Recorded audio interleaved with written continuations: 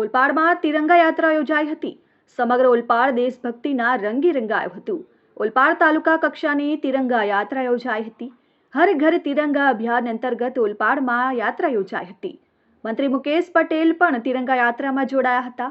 ઓલપાડ તાલુકા કચેરીથી તિરંગા યાત્રાની શરૂઆત કરી સમગ્ર ટાઉનમાં રેલી કાઢવામાં આવી।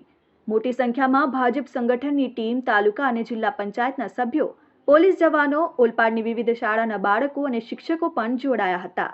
આજે 11 ઓગસ્ટ 2025 15મી ઓગસ્ટ સ્વતંત્રતા દિવસ અનુસંધાને જ્યારે આપણા દેશના યશસ્વી વડાપ્રધાન શ્રી નરેન્દ્રભાઈ મોદી સાહેબે આહવાન કરેલ હતું કે હર ઘર તિરંગા અંતર્ગત સમગ્ર દેશમાં તિરંગા યાત્રાનું આયોજન થાય જ્યારે આખા દેશમાં અને આખા રાજ્યમાં જ્યારે તિરંગા યાત્રાનું યોજાઈ રહી છે ત્યારે ઓલપાડ તાલુકામાં પણ આજે તિરંગા યાત્રા યોજવામાં આવી હતી। આ તિરંગા યાત્રામાં ગુજરાત સરકારના મંત્રીશ્રી અને 155 ઓલપાડ વિધાનસભાના ધારાસભ્ય શ્રી માનનીય મંત્રી શ્રી મુકેશભાઈ પટેલ પણ જોડાયેલ હતા।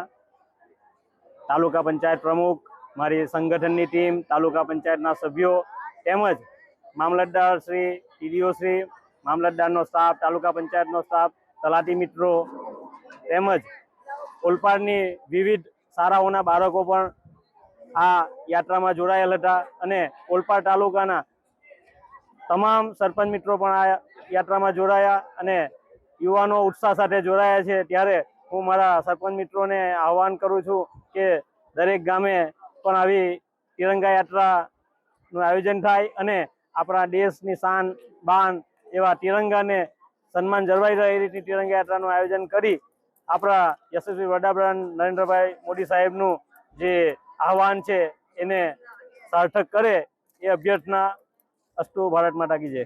Bureau report, RN news, Olpad.